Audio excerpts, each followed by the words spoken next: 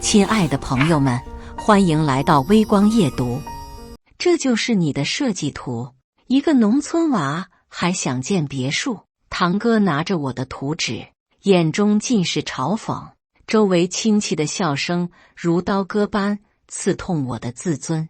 我抬起满是老茧的手接过图纸，心中涌起一股不服输的火焰。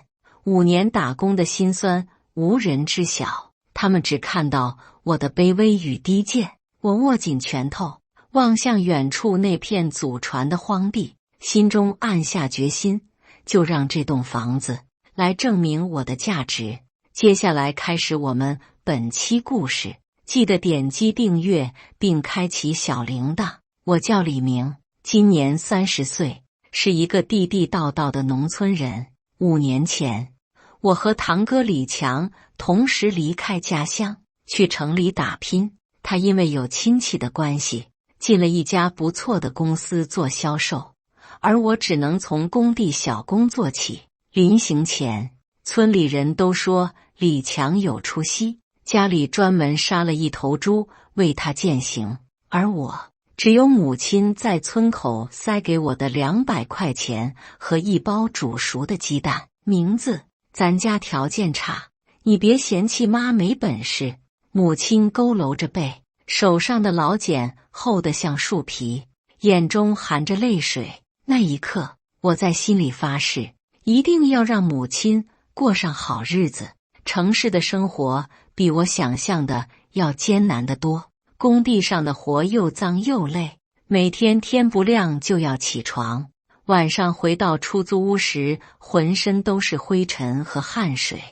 而堂哥李强却很快适应了城市生活，没多久就在朋友圈晒起了名牌衣服和高档餐厅，村里人都夸他有出息，连我母亲都时常拿他来比较。你看你堂哥，这才多久就混出样子了。我不是没想过放弃，特别是那年冬天，工地上一个工友从脚手架上摔下来，当场就没了呼吸。那天晚上，我躺在冰冷的床板上，望着斑驳的天花板，想起了家乡的那片土地。祖父临终前曾对我说，男人终究要有自己的一片瓦，才算是立足了。命运的转折出现在第3年，我跟着一个老工头学了木工和泥瓦匠的手艺，慢慢开始接一些小活。因为手艺精湛，很快在装修圈里有了一些口碑。后来，我认识了一个建筑设计师张工，他欣赏我的执着和手艺，教我看图纸，讲解设计理念。我如饥似渴的学习，经常熬夜研究各种建筑风格和结构知识。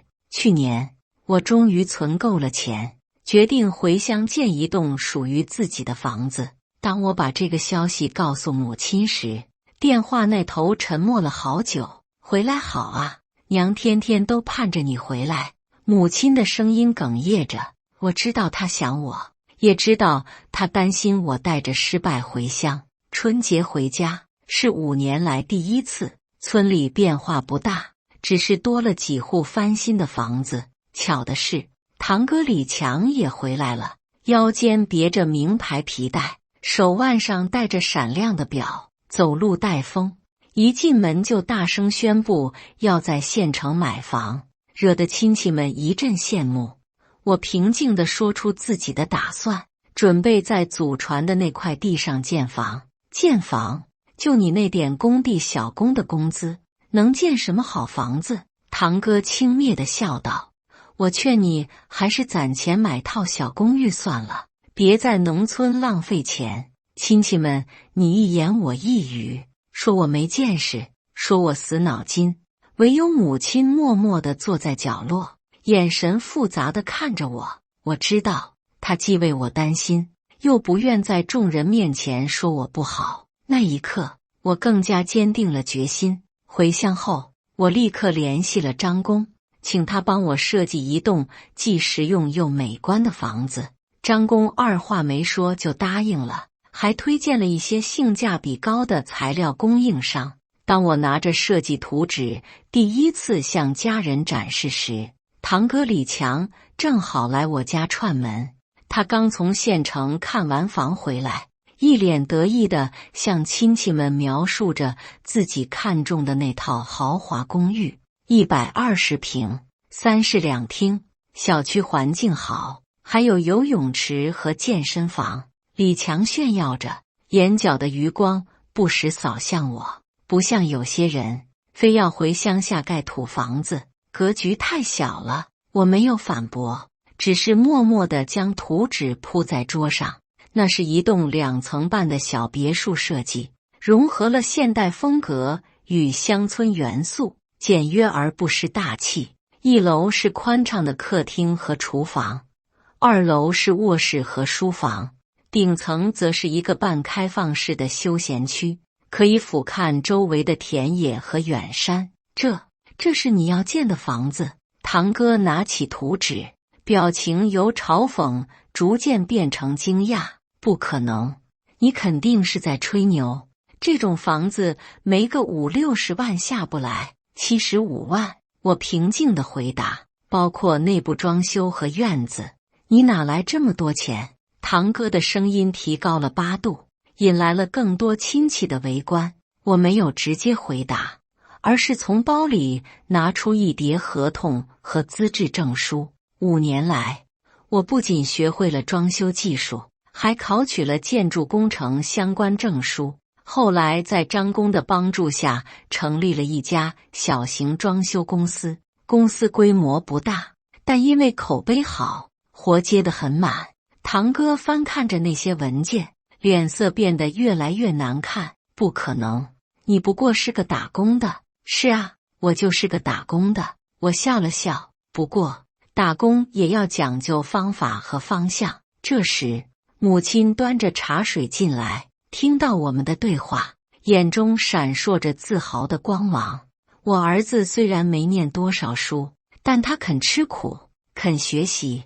这些年在外面，他没白熬。堂哥放下图纸，强作镇定地说：“图纸是一回事，真能建成又是另一回事。我看你是在画大饼。”我没有反驳，只是微笑着说：“2个月后动工，年底完工，到时候请你来参观。”从那天起，村里的流言蜚语就没停过。有人说我在外面做了见不得人的勾当，有人说我欠了一屁股债，还有人说我只是在虚张声势，根本建不成这样的房子。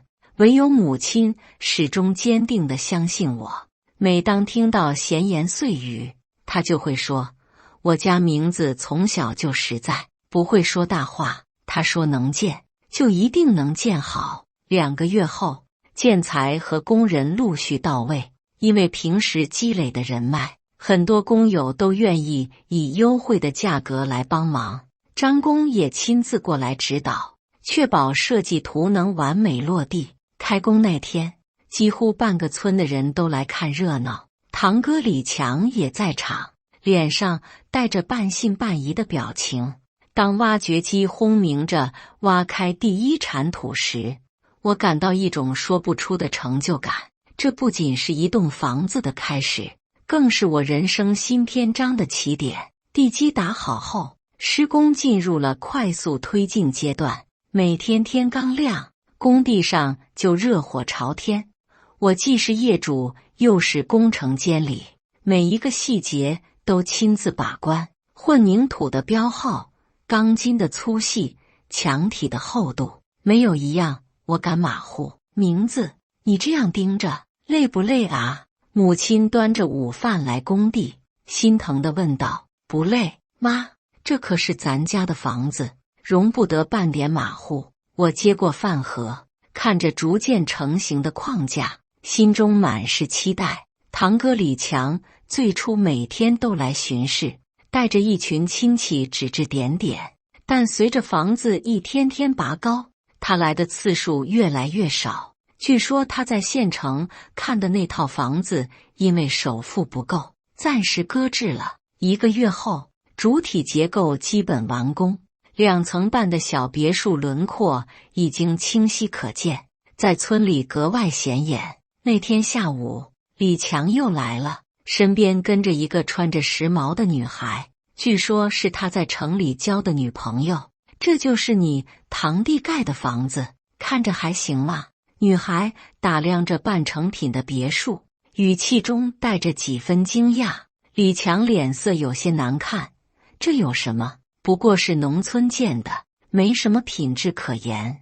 我要买的可是正规开发商的精装修公寓，是吗？我倒觉得这房子挺有特色的，比那些千篇一律的公寓有个性多了。女孩显然对我的房子很感兴趣，能带我参观一下吗？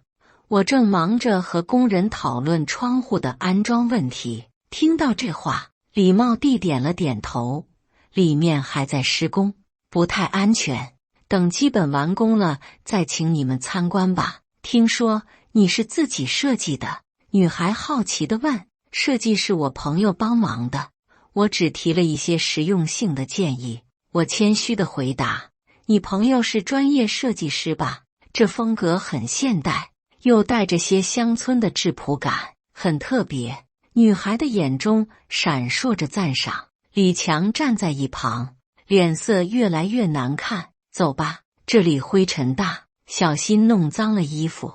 他拉着女孩的手就要离开。等一下，女孩挣脱了他的手，转向我。我是学室内设计的，如果你需要帮忙，可以找我。说完，他递给我一张名片。李强的脸色瞬间变得铁青，不由分说地拉走了女孩。临走前，他恶狠狠地瞪了我一眼，眼中满是嫉妒和不甘。那天晚上，李强喝了酒，来到我家闹事。李明，你存心跟我过不去是不是？故意在我女朋友面前显摆？堂哥，我只是在盖自己的房子，没想过跟谁比较。我平静地回答。放屁！李强一拍桌子，从小到大，你就喜欢跟我暗中较劲。现在好不容易我在城里有了点成就，你就回来搞这么一出，不就是想压我一头吗？母亲听到争吵声，急忙从厨房出来劝阻。强子，你喝多了，有话好好说。婶子，你别管。李强红着眼睛指着我。李明，我告诉你，就算你盖了这破房子，也改变不了你是个土包子的事实。而我迟早会在城里买大房子，到时候看谁笑到最后。我没有反驳，只是默默地看着这位从小一起长大的堂哥，心中既有怜悯，又有一丝无奈。曾经我多么崇拜他，把他当作榜样，而现在我们之间却横亘着一道无法跨越的鸿沟。房子的内部装修开始了，我请来了几位在城里认识的装修师傅，加上自己的经验，一点点打造着理想中的家。客厅宽敞明亮，厨房功能齐全，卧室温馨舒适，每一处细节都倾注了我的心血。李强女朋友小文果然是学设计的，她偶尔会来工地给些建议，这让李强更加不满。一次，他当着众多亲戚的面质问我：“你是不是对小文有意思，故意勾引她？”这话一出，在场的人都愣住了。小文涨红了脸：“李强，你胡说什么？我只是对这栋房子的设计感兴趣，纯粹是专业交流。”专业交流？李强冷笑道：“我看你是被他的房子迷住了眼。”我深吸一口气，平静地说：“堂哥，你这样说就不对了。小文只是出于专业角度给我提建议，你不应该这样怀疑他。”李强气得浑身发抖：“你还教训起我来了？”事情闹得很不愉快，小文当场与李强分手，摔门而去。从那以后，村里人看我的眼神更加复杂了，有钦佩，有嫉妒，还有一些说不清道不明的情绪。母亲担心地说：“明子，你和你堂哥从小关系就好，何必为了一栋房子伤了和气？”妈，不是我要伤和气。我苦笑道，我只是想好好盖我的房子，过我的生活。随着装修的推进，房子越来越像图纸上的模样。大落地窗让阳光洒满客厅，开放式厨房满足了母亲的烹饪爱好。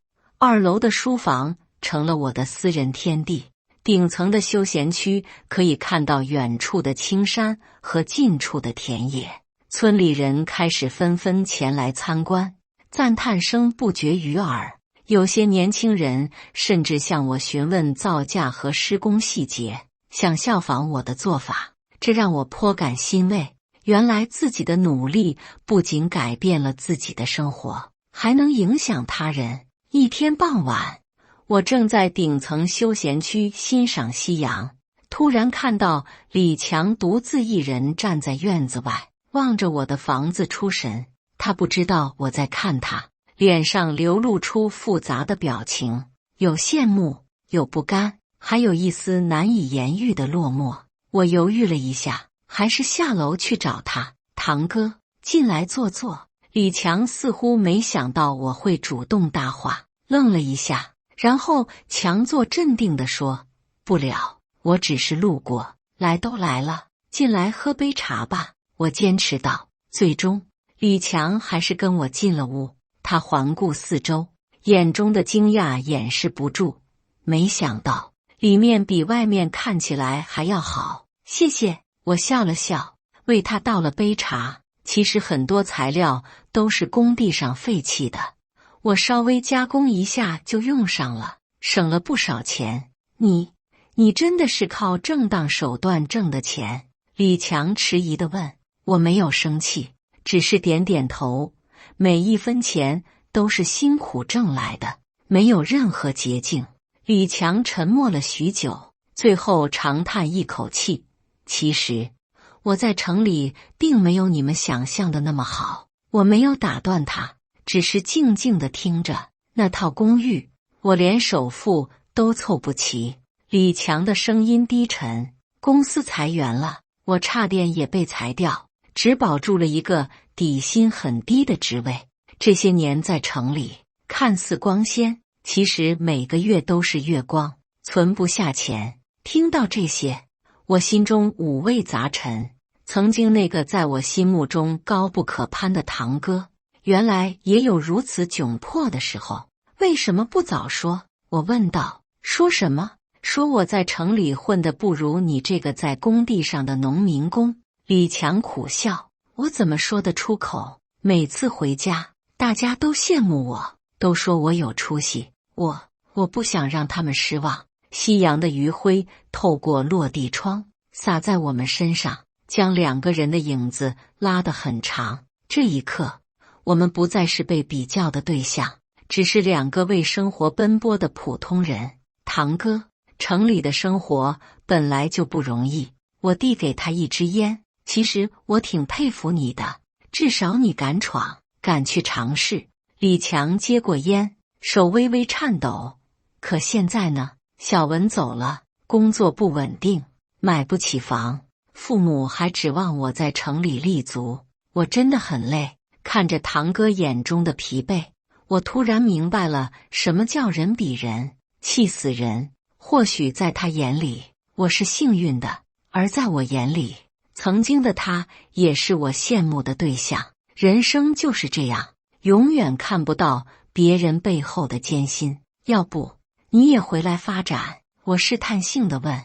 现在农村也有很多机会，国家政策好，创业扶持多。回来？李强苦笑。让村里人看我笑话吗？没人会笑话你。我认真地说。相反，我觉得能认清自己想要什么，并为之努力的人，才是真正有出息的人。那天晚上，我们聊了很多，从儿时的玩伴，到长大后的分岔路，再到各自的挣扎和坚持。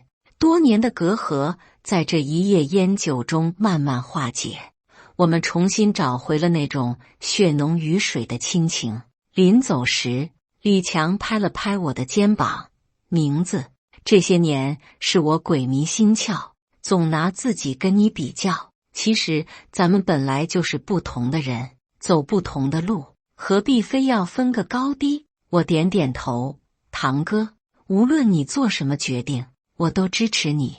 房子终于完工了，比预计的时间提前了半个月。整栋房子在村里显得格外醒目，简约而不失大气的外观，宽敞明亮的内部空间，再加上精心设计的花园，成为了村里的一道风景线。乔迁那天，我邀请了所有帮助过我的人，包括城里的工友、张工和村里的亲朋好友。母亲忙前忙后，脸上洋溢着幸福的笑容。这栋房子对他意味着儿子终于在这个世界上有了自己的立足之地。让我意外的是，李强不仅来了，还带来了一个好消息，他决定回乡创业，准备利用自己在城里学到的销售经验，帮助村里的农产品打开市场。这可比我在城里做销售员有意义多了。李强眼中闪烁着久违的热情。我已经联系了几个城里的渠道，他们对咱们村的土特产很感兴趣。我由衷地为堂哥感到高兴，这是个好主意。你在城里积累的人脉正好可以用上。还有个事，李强有些不好意思，我能不能租用你顶楼的那个空间做办公室？视野好，环境也安静，正适合接待客户。我笑着拍拍他的肩膀，什么租不租的，你直接用就是了，咱们是亲兄弟。李强眼圈微红，名字，谢谢你，如果不是你，我可能还在城里浑浑噩噩的过日子。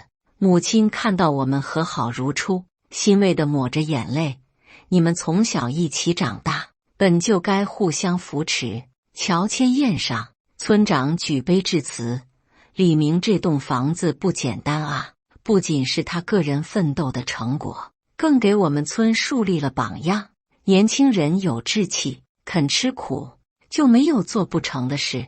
众人纷纷举杯，目光中满是敬佩。那一刻，我感到了前所未有的满足和骄傲。这栋房子凝聚了我5年的汗水和泪水，见证了我从一个懵懂少年到独当一面的男人的蜕变。晚上，客人散去后，我和母亲坐在新房的客厅里，静静地享受这来之不易的幸福时光。儿子，妈以前总拿你和你堂哥比，是妈不对。母亲握着我的手，眼中含泪。现在妈明白了，每个人都有自己的路要走，你走得很好，妈为你骄傲。我紧紧握住母亲布满老茧的手。妈，这房子是我给您盖的，以后您就是这里的女主人，我要让您享清福，再也不用操心劳累。母亲笑着擦去眼泪，有这么个懂事的儿子，我这辈子值了。夜深了，我独自来到顶楼的休闲区，望着满天繁星和远处的村庄灯火。5年前，我带着梦想和不甘离开这片土地；5年后，我带着成长和成就回归故里。人生没有固定的模式，每个人都在用自己的方式书写着属于自己的传奇。1年后，我的装修公司在县城站稳了脚跟，接的活越来越多。李强的农产品销售也做得风生水起，他用自己的营销才能，让村里的农产品打入了城市高端市场，不少村民因此增加了收入。我们兄弟俩的合作越来越密切，我负责把村民的房子装修的美观实用，他负责把村里的产品推广出去。那栋房子也成了村里的地标，不少周边村子的人专程来参观，有的甚至请我帮忙设计自家的房子。更让我惊喜的是，一家城市媒体来报道了我的故事，将其作为返乡创业的成功案例。母亲在新房子里过得很舒心，每天侍弄着院子里的花草，脸上的皱纹舒展了许多。她常说，做梦都没想到自己有一天能住上这么好的房子。最令我感到欣慰的是村里年轻人的变化。过去大家都觉得只有进城才能改变命运，而现在越来越多的年轻人开始重新审视家乡的价值，有的选择返乡创业，有的利用互联网在家乡和城市之间架起桥梁。堂哥李强有一天感慨地对我说：“明子，你知道吗？你这栋房子其实意义重大，它不仅仅是一栋建筑，更像是一种精神象征，告诉所有人，农村孩子一样可以通过自己的努力，创造出不输给城里人的生活。”我笑着摇摇头，哪有那么夸张，我只是按自己的想法建了一栋喜欢的房子而已。不，真的很重要。李强认真地说，以前我总觉得留在农村是没出息的表现，非要在城里买房才算成功。现在我明白了，人生的价值不在于你在哪里，而在于你为这个地方创造了什么。听着堂哥的话，我陷入了沉思。回想5年前那个怀揣梦想离开村庄的年轻人，和如今坐在自己设计的房子里，望着越来越好的家乡，我感到一种难以言喻的满足。也许真正的成功不是攀比出来的，而是在自己选择的道路上踏踏实实地走出一条属于自己的路。无论是城市还是乡村，无论是高楼大厦还是田园别墅，只要是用自己的双手创造的，都值得尊重和珍视。如今，当我站在自家屋顶，望着远处青山和近处的田野，心中充满了感恩和期待。这栋房子承载着我的过去，见证着我的现在，也将陪伴我走向未来。它不仅是我安身立命的场所，更是我人生价值的象征。有人说，城市的机会更多，节奏更快，但乡村有着无法替代的宁静与纯粹。在这个日新月异的时代，我们是否都应该放慢脚步，思考一下，什么才是真正属于自己的生活方式？是在城市里挤破头买一套小公寓，还是回到故土建一个舒适的家园？无论选择哪种方式，只要它能让你感到充实和快乐，那就是最好的选择。毕竟人生短暂，何必活在别人的眼光里？当夕阳西下，余晖洒在我这栋用心打造的房子上，我知道我找到了属于自己的答案。而你呢？你的答案又是什么？感谢大家的观看。本期故事精彩吗？欢迎大家在下方评论区吐槽。如果你喜欢这类故事，记得点击订阅微光夜读，并分享给更多的人，这会对我帮助很大。再次感谢大家的观看。